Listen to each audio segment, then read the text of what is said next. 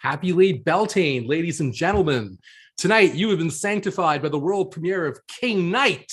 In the spirit of fertility, we offer you the special live Q&A ritual with writer-director Richard Bates Jr. and co-star Angela Sarafyan. Give it up in your living rooms for these blessed conjurers. Hey! Hey, Hey, everyone.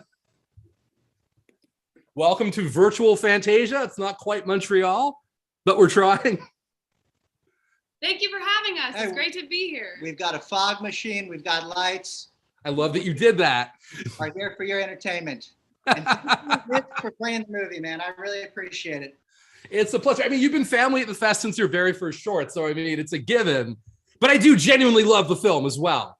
Well, Mitch, you know, when I made that short film, Fantasia was the first bigger film festival that it ever played at, and you wrote me an email saying that maybe I could do this for a living, and that went a very, very long way, and I'll never forget it.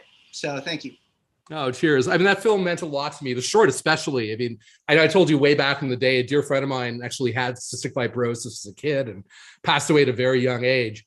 And just there's a cruelty to the film that comes from a place of empathy, and a comedy that comes from a certain kind of anguish that really, really resonates, and it's carried through your work, of course. But it was such a stark introduction to your style of storytelling that, yeah, I had to write you a 5 a.m. fucking rant. I do that when I see submissions that blow my mind. Well, when you wrote me that email, you know, it'd been after months and months of driving, you know, 6, 7, 8 hours to a festival to watch the movie with 2 people in the audience. You know what I mean? And you just keep going, you keep going. I don't know. I appreciate it a lot. Well, cheers. And Angela, welcome to the Ricky-verse. It's great to see you two working together. Oh my God, it was one of my favorite experiences working on a movie, working with Ricky. He's got such incredible energy, him and Matthew both. I just felt so blessed being on a set full of such great people, from the crew to the cast to the director to my co-star. I just, you know, it was so much fun, and I hope people love the movie. Oh, I'm sure that they will. Do you guys want to talk a bit about the genesis of the project, how it came together? It's uncommonly gentle for your work. It goes back to suburban Gothic to a point. Yeah, I mean, there's a much gentler film.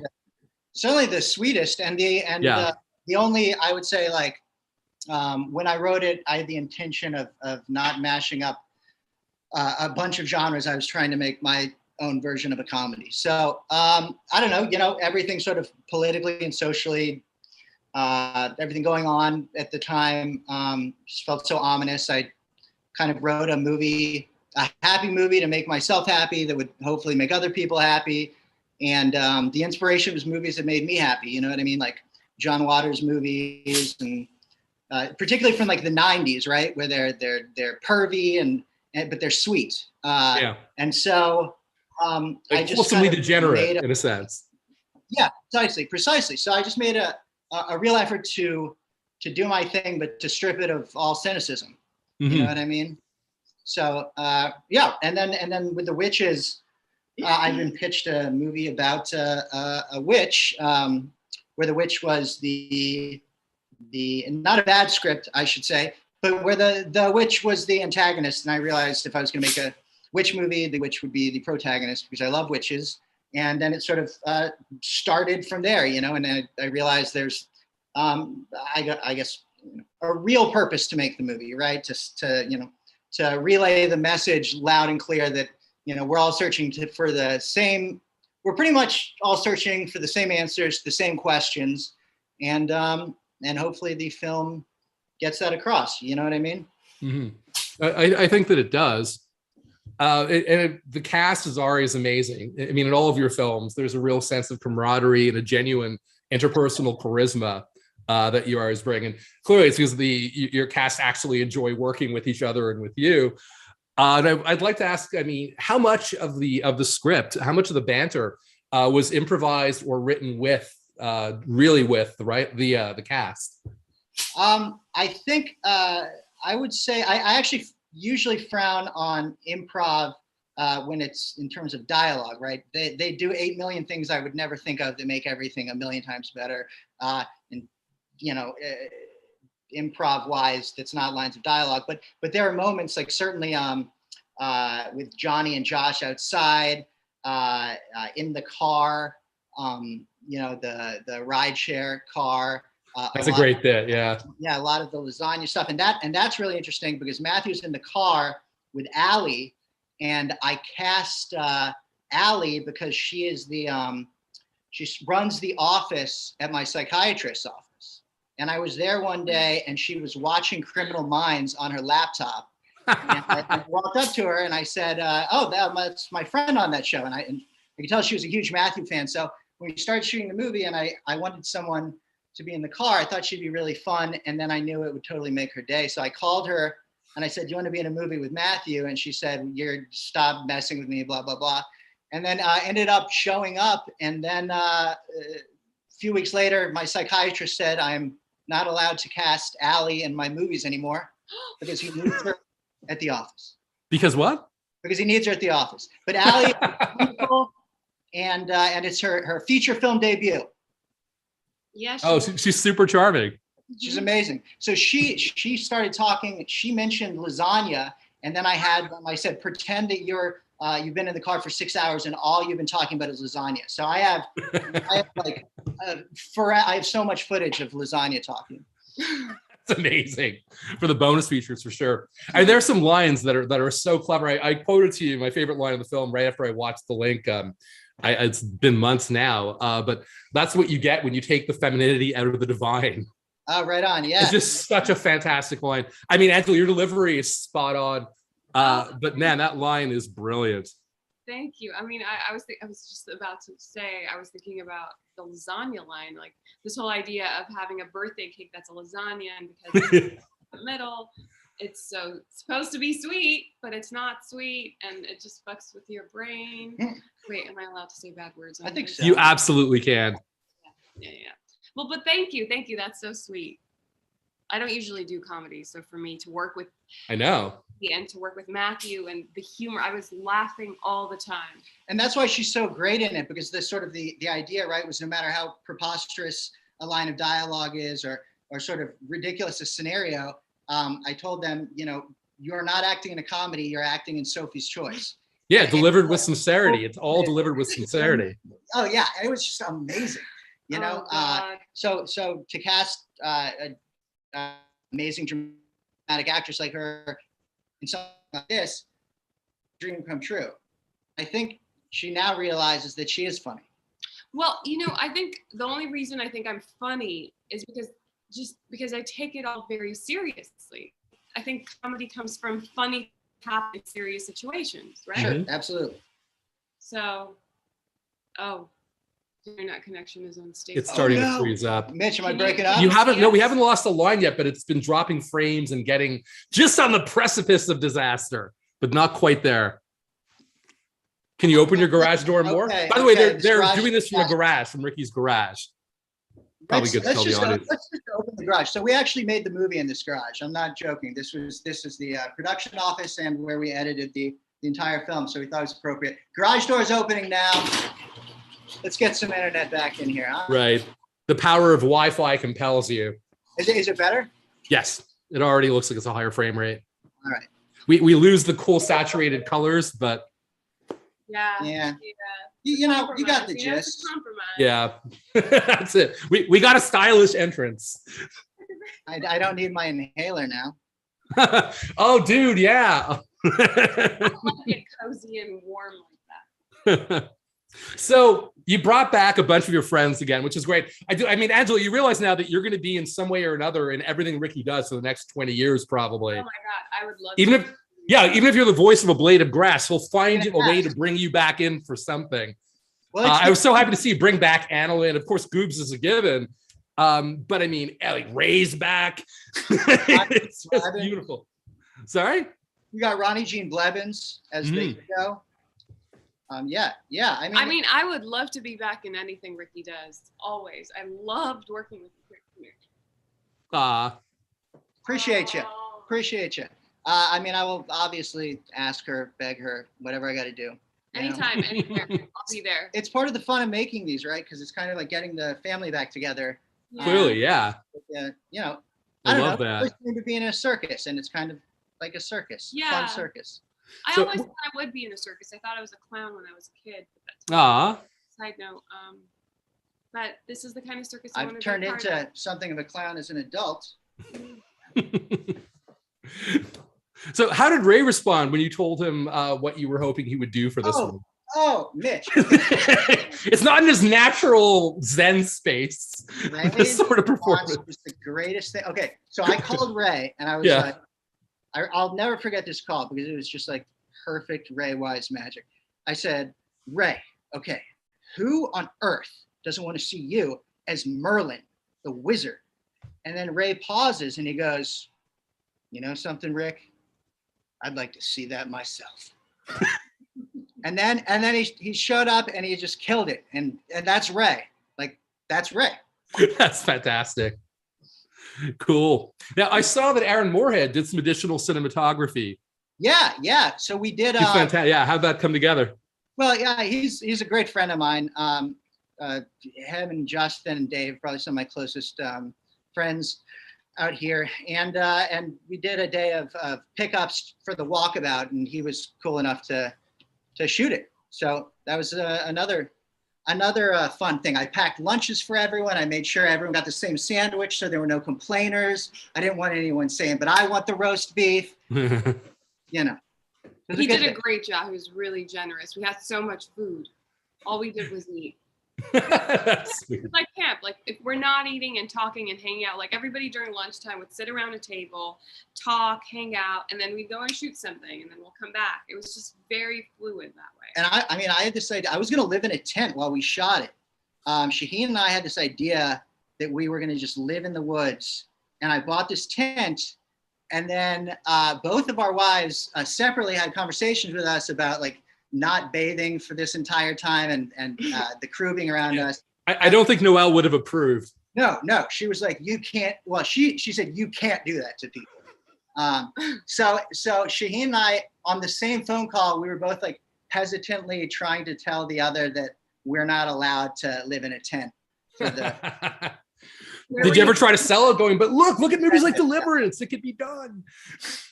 no, It honestly would have been a miserable experience. I it mean, would have been terrible, Mitch. and you don't need to do it for a comedy, you know? It's I know. like to go through that kind of I just, hardship. I have these ideas, Mitch. I don't know. And Shaheen, so he's our DP, and he's amazing. Incredible. He's really good.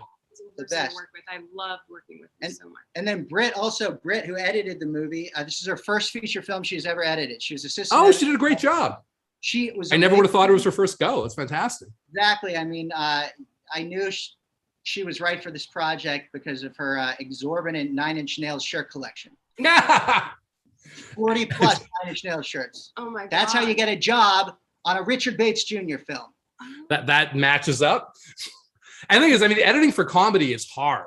It's really, the timing for comedy is so specific and cutting. Yeah, and it was finding that. She's got good instincts. Right, to not be too fast, like a traditional comedy, but then not be slow for drama. So we played around a lot with the pacing of everything.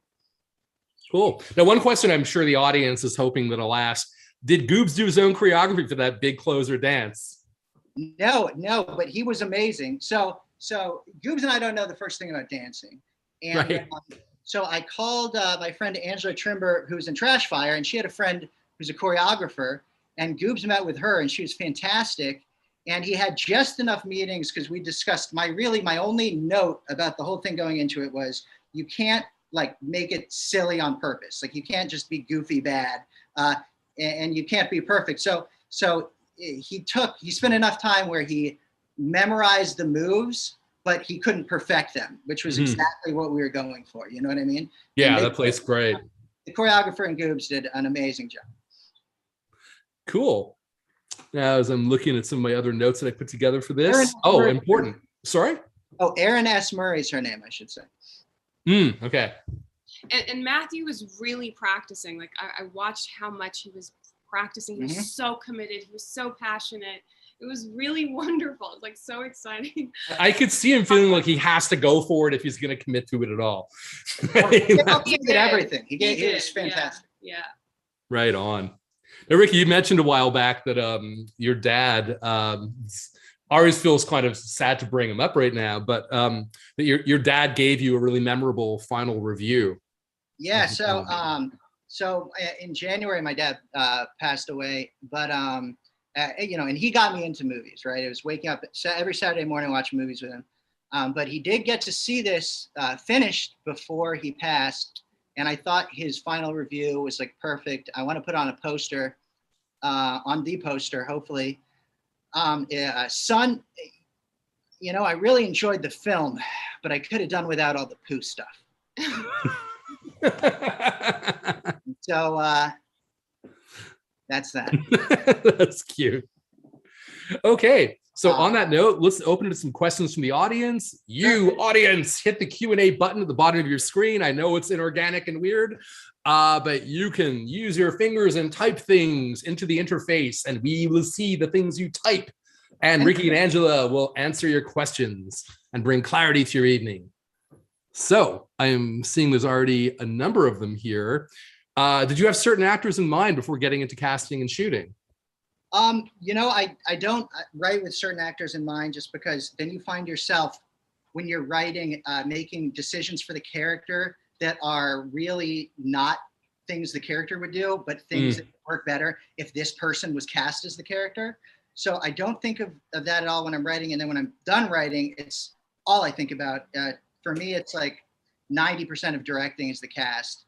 And the cool thing about this movie was because I used my own money and took out a loan for the rest. I had full control. So like I was even negotiating the contracts with the actors' agents and stuff. So there's not a single person in the movie who I didn't want in the movie. So then when you go in a movie like that, you just have complete trust, and you can just direct like without micromanaging or anything, just as a fan. Like I just get to watch them be awesome. And it's like my favorite thing ever, because the actors are my favorite thing in every movie. You know what I mean? So I don't know. Okay. That answered your question? That answered probably a couple questions. That you that's right. Well. Someone threw in, just want to say amazing film. Oh, thank you. Thank you. That was from Shannon. John Cutter's comment, love the movie's good vibes. Looking forward to more. The garage door opening rays was like a divine spotlight shining in. Agreeing. Oh, I love it. That's great. Wow. Okay. It's like two different universes. I love it. That's sweet. Yeah. It's actually a really good observation. So if Manny Barter, when making a movie, what's your first step? Is it the idea, plot, or do you think of casting, etc. first? So yeah, that part's been, the second part of that's been answered. But I'm in the UK and we'll be watching at Fright Fest. Adore your movies. Fright Fest rules, by the way. Yes. Yep. I think in a few weeks we'll be there. In like 2 weeks or something.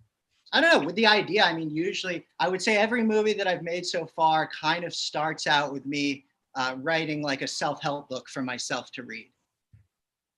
If I'm being honest, and then I latch on to a few things and try to focus it. Yeah.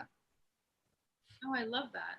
I love that idea. Yeah, the idea is that with Excision, like high school, suburban gothic, post-collegiate malaise, trash fire, young adult, King Knight, trying to become the man that I aspire to be. It's kind of chronicling my life so that one day there's like a record, I guess. Yeah, it feels like the best writing usually is really intimate. The best writers tend to write like it's like their diary in a way. Absolutely. So. And personal comedies are the most interesting comedies. Don't read into this. Sorry, what? No. I'm saying, in case my mom's watching this, don't read into this. No. Yeah. No, your mom is nothing like Barbara's character in the film. No. By the way, I should press you for a Barbara story. Barbara Crampton. We love her. No. The things that are happening in the movie are so absurd, but really the heart of it is such a universal thing. Like everybody to wanting to grow into your own. And that's what the movie is, to express and be who you really are. And also there's an anxiety in the film about, sorry? Oh, no, go on. Let's say there's an anxiety that runs through the film too about being, being misunderstood or having your intentions misread by others. That feels very, very sincere. Mm-hmm.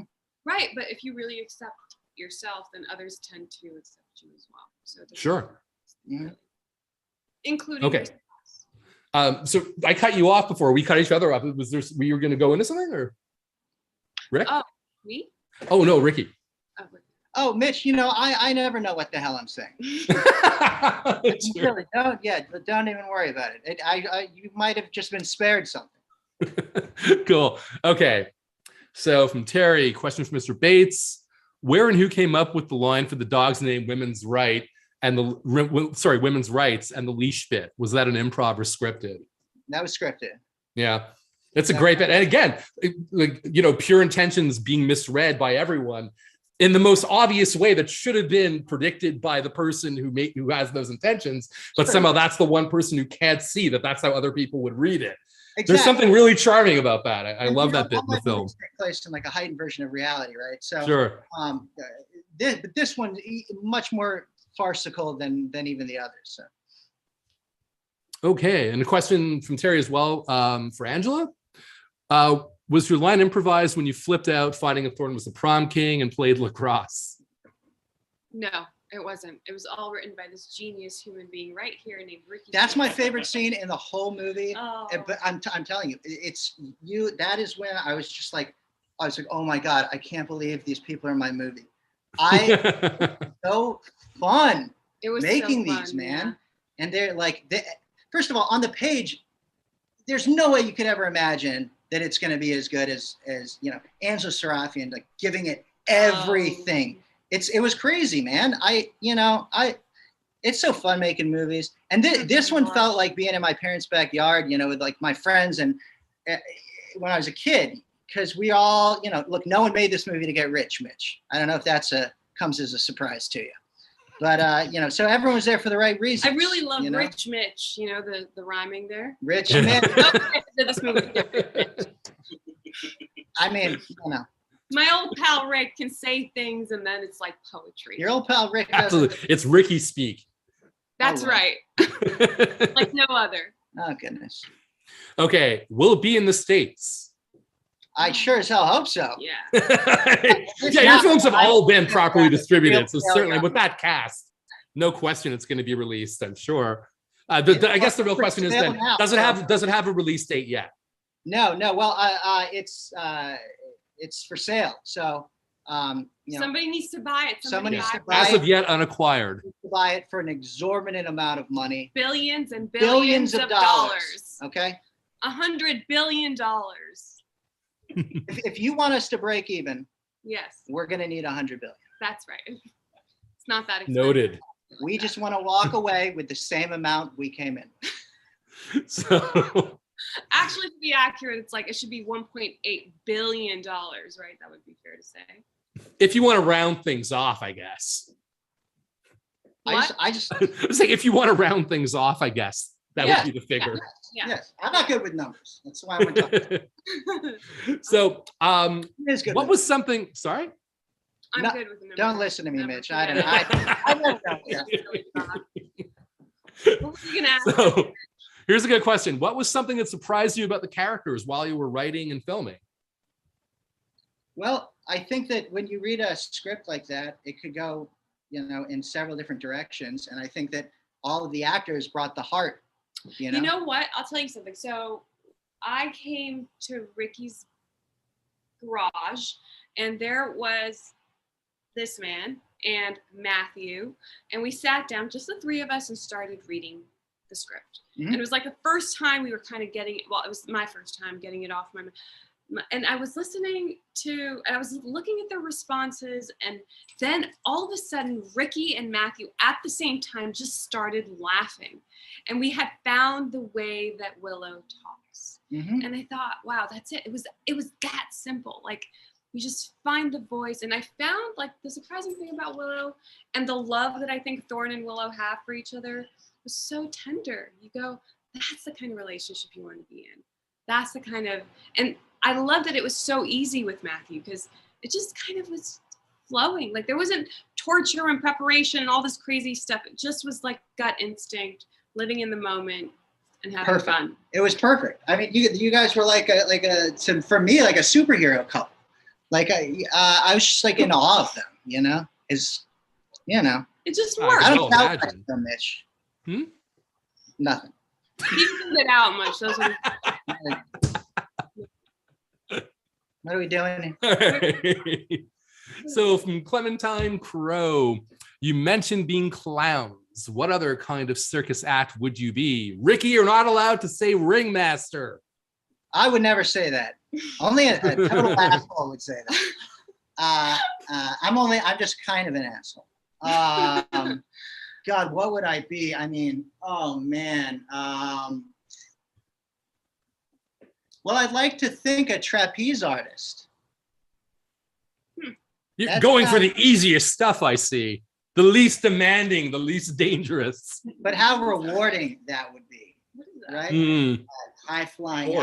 Me too. I mean, it's I was just going to say the unbelievable same thing. I just didn't thing. know what it was called. Now, you know, mind you, I can barely walk for 2 minutes without getting out of breath. I But, mean, but but it in would like a be really fantasy great. scenario, I would I be would one of those. If you fell. I would insist that you didn't try to catch me. Yeah. I would No, insist. I guarantee you there is a demand for like for asthmatic trapeze artists. That's nice, Mitch. That's fucking really nice, buddy. Good to see you. It's good to see you again. Thank you, Fantasia 25. Pleasure as always.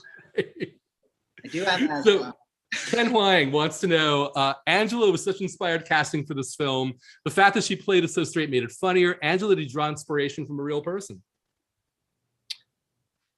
No, actually, that's so strange. Well, because everything kind of, I happened to come in towards like the last, well, I only had like, how many days did I have to prepare? I think you had like 3 days. 3 days to prepare. So everything was happening off instinct. So you were cast right before production began? Yes. Wow. Yeah, so everything was kind of like really soft and just following his direction and looking at Matthew's responses really led to finding the character in a strange way. Kind of, I was like really trusting. But you found it in that meeting In yourself. that rehearsal, that was the most beautiful thing. That was when it's like, oh yes, you know what I mean. Then after that, you see an actress like Angela do that, then you're not worried about anything anymore, and you just get to. But he was enjoy like the a great experience. barometer. Like he'd stand out there, and when I knew Ricky was happy, which was almost always, except maybe once. But One time I wasn't. One time he wasn't. But Okay, you'll have to go into that now that it's been breached. No.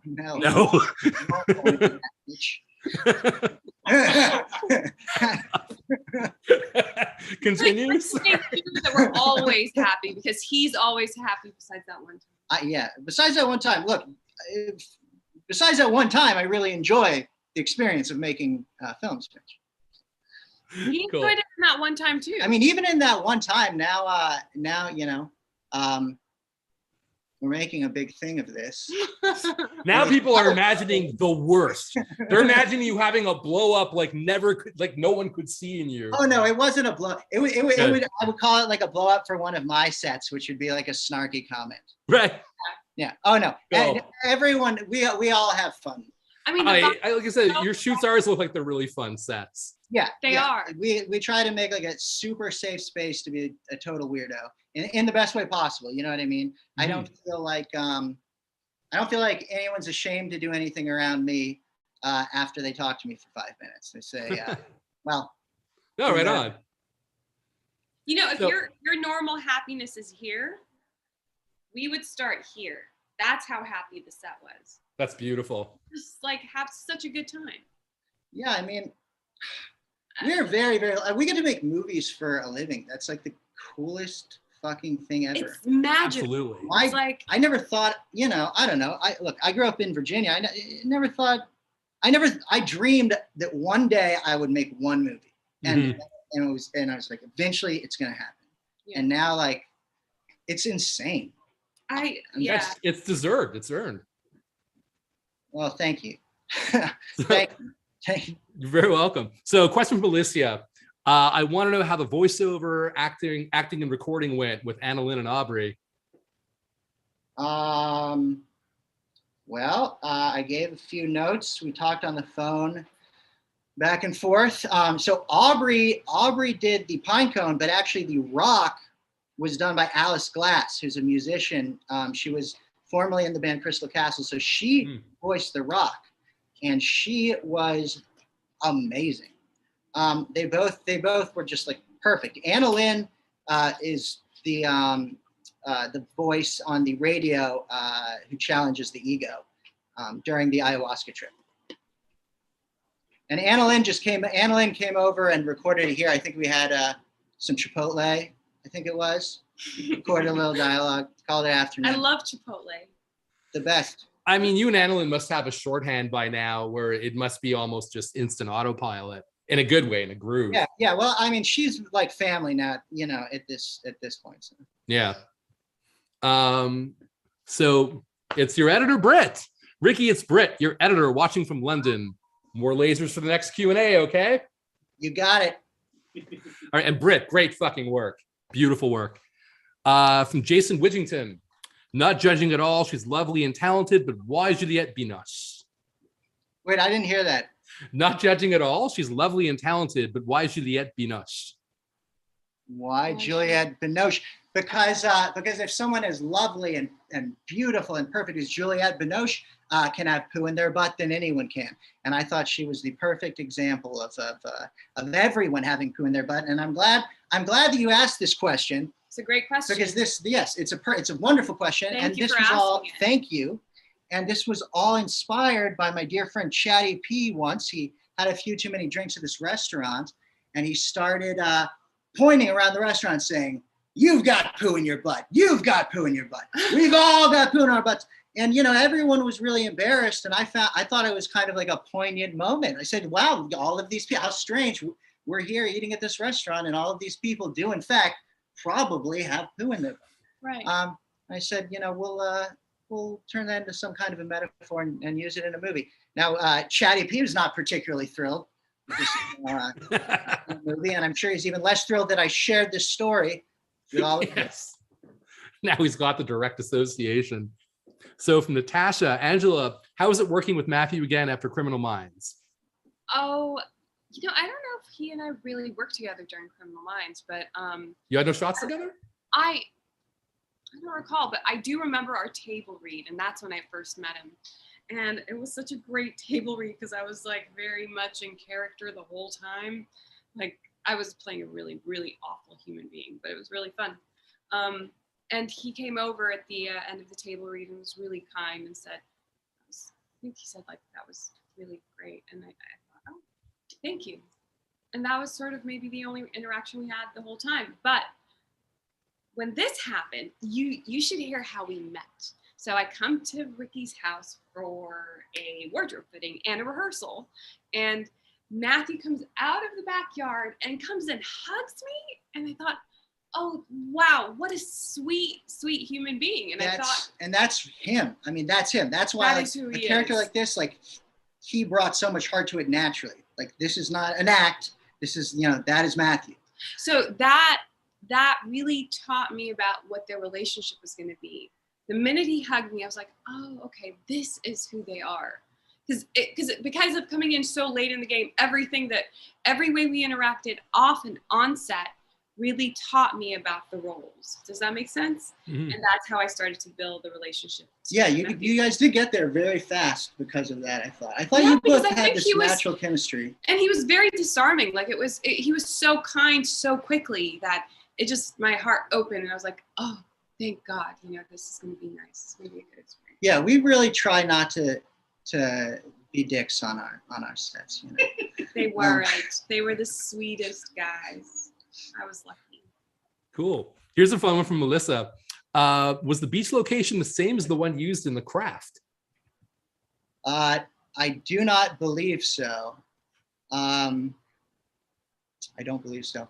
I did, though, try to get I failed. I tried to get a little Fruza Ball cameo in this film. That would have been so cool. Maybe the next one. Although, Juliette Binoche, if you're watching, I'm telling you right now, you're a goddess. You're amazing. Yeah, you're a legend. I love you, Jill. I love her so much. If you will please do this sequel and be the rival couple, it will make my life complete. Juliette Binoche.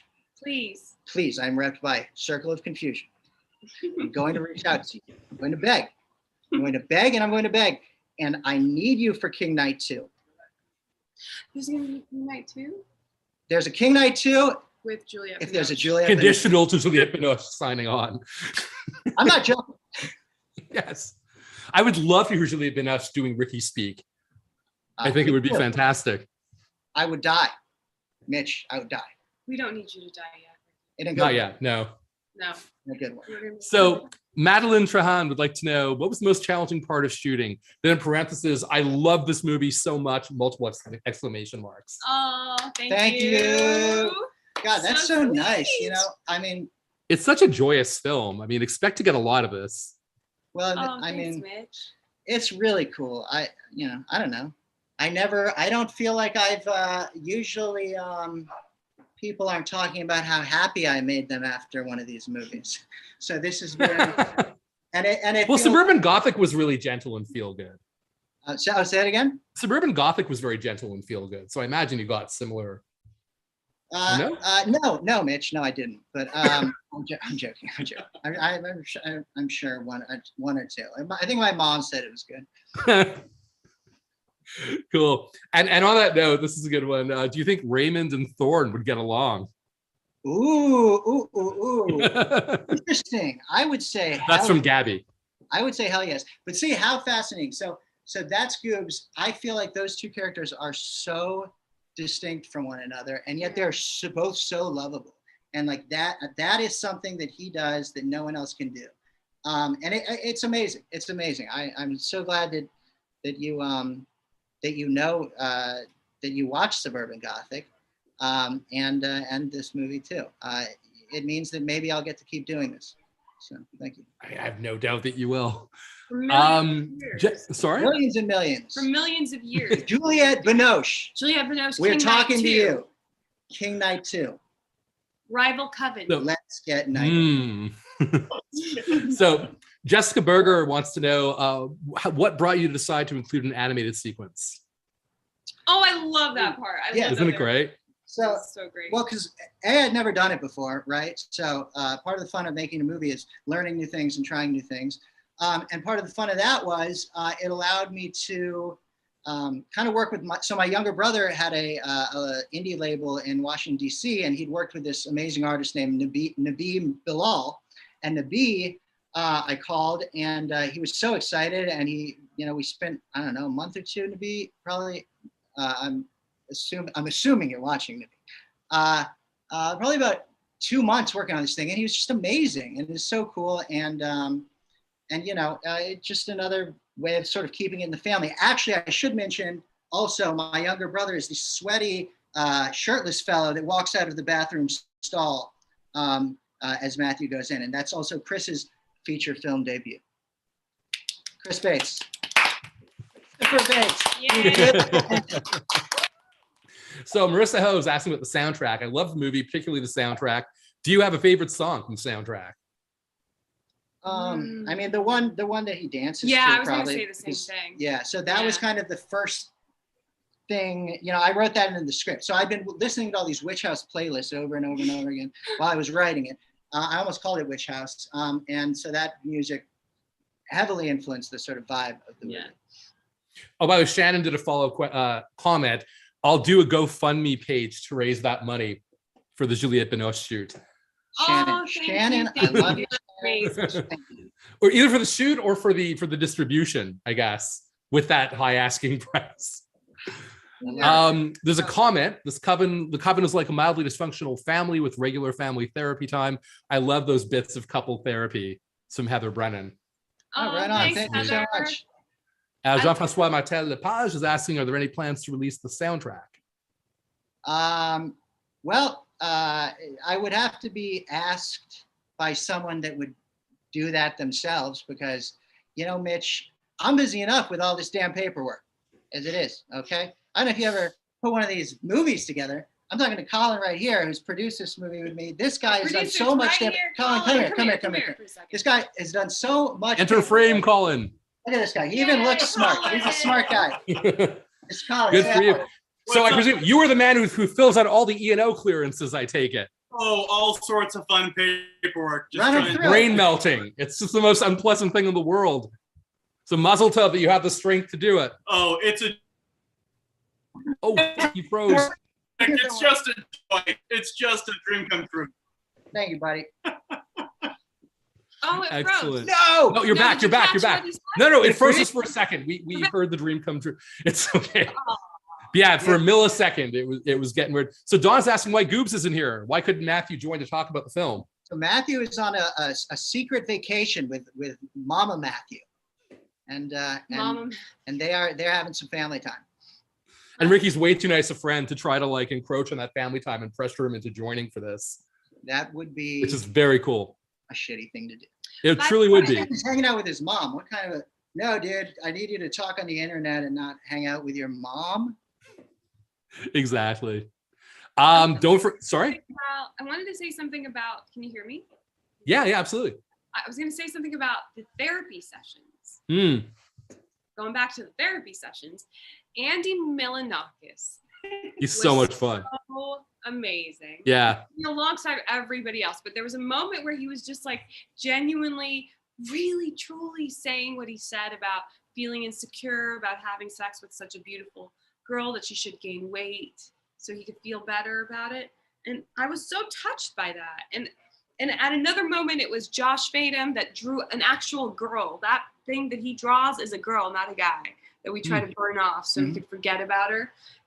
These guys were so wonderful. Everybody involved. Every single person. Every single person. Emily. I mean, Nelson. Kate at the campfire scene. I know. Emily when during the banishment sequence. Everyone has just a brilliant moment. You know. What was that? Is that my Sound? computer? It might have been.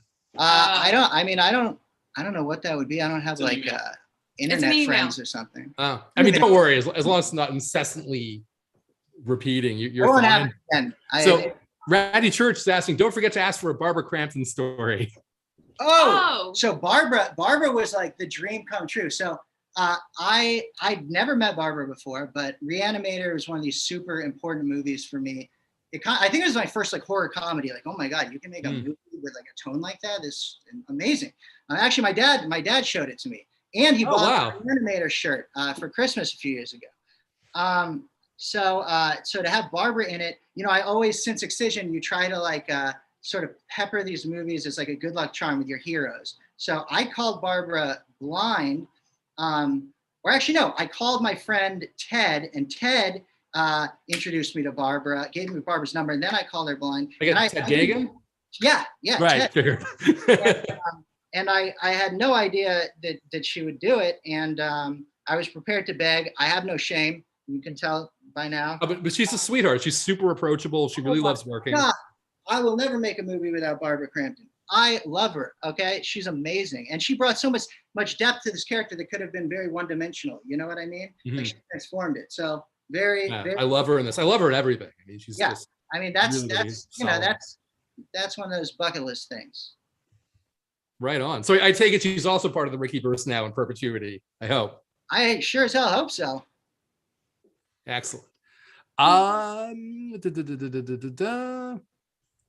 What was okay? Because there's a lot of questions. I'm worried about you guys getting burned out. Are you okay? Or I mean, let me know if this is too much. Because No, it's not too much. No. I was cool. No. So usually after the half hour mark, you never know. So I figured I was joking. in person, it's different, you know. Shitty comments to find something nice is what Did you go to your graduation reunion? Matty was asking, and if you did, what happened there? If you did not, what was the written reason provided, if any? P.S. Thank you for your work. Love you. Oh, hell yeah. I did go to my reunion. Not a graduation reunion. But graduating class reunion. like a 10-year reunion or whatever. I think I went to that, and then and I was, to my everlasting shame, awarded the most likely to succeed superlative. Ah. Oh my God. And then Are you kidding me?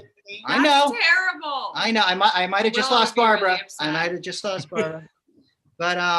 But yeah, it was funny because I was like a preppy fellow, and you know, and then I come back and I made a movie like Excision, and everyone where I grew up, you know, if you become like a filmmaker, it's like you're supposed to make like The Rock or something, which is great, you know, great movie. But you know, everyone didn't know what the hell to think of. He made that movie. What the hell happened to Ricky? And I think that kind of has something to do with this movie as well. Interesting. Okay. Madeline's asking, can you explain the detail about Thorne's mom and the tarot cards? I love that touch. Oh, you mean the grandmother of the Grandma, spirit guide? yeah. Yeah. It was just a nice, sweet twist, we thought. Mhm. Well, also, I thought that maybe it's genetic. You could find the quirks that you have, Mhm. and people from your past, like your grandmother, might have it, even if your mother is in denial of it. Mhm. So, Yeah. Okay. The Ninja, I might have mispronounced that. I'm sorry. What was the filming process like? I'm starting film school, and King Knight was amazing. So thank you. The process was, God, what was the process like? How long did it take you to write it?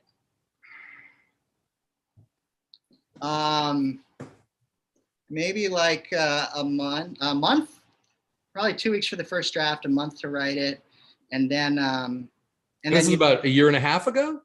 I mean, I know you finished shooting before COVID, right? With the cast, right?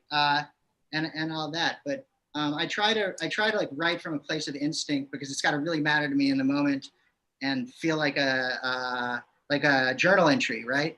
So then it's like you got to just go make it, no matter what. And then if you dig yourself a big enough hole to get out of, then you have to make it. And that's what I do every time. I kind of force myself to make it, and it's it's exciting. I mean, have fun in film school. I mean, that's it's something.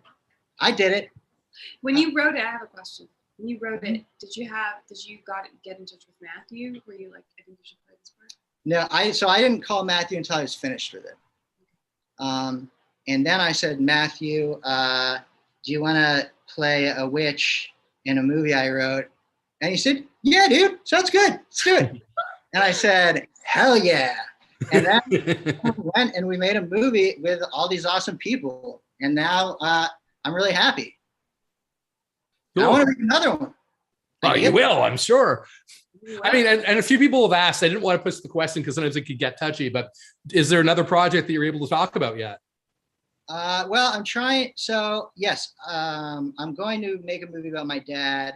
And it's, I've been working on it for actually, God, ever since he passed, I think, kind of about how awesome he is. And it's not good enough yet, and it will be, and I'm not going to do anything until I make that, and hopefully in a year or two. We'll see. That's what I want to do. That's what I'm doing. That's what I'm working on. That would be really cool.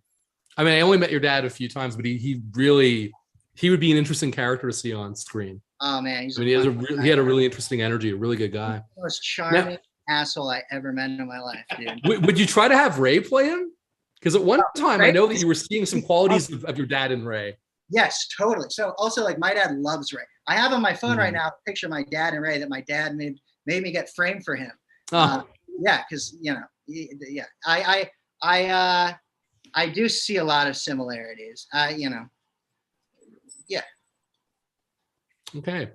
So we'll close on a cute statement here from Marissa Ho. If there is to be a King Knight 2, I think a rival coven dance-off would be very rad. Parenthesis, I also volunteer as a backup dancer. My dance moves are on the same level as Goob's. You get me, Binoche. I guarantee you a spot as a backup dancer in King Knight 2. Awesome. That's a so promise. On that note, thanks a lot for joining us tonight. Sorry we can't hit the bar now. I mean, I wish you were both in Montreal and that we were doing this with a ton of people in a cinema. Well, those days will return soon. Always supporting our movies, and thanks for making films worth supporting. Thanks for having a legitimate voice, a genuine voice. I love what you do. Well, thank you, man. Angela, thanks for joining him on these crazy adventures. Oh, she's amazing. Thank you so much. Thank you. Colin, so much. get over here. So kind of hey, you. wait, Colin, let's you, get Colin Mitch. over here one more. Colin, give him a wave. Give him a wave. Thanks so much, everybody. Thanks, everyone. All right. Cheers. Bye. Be well.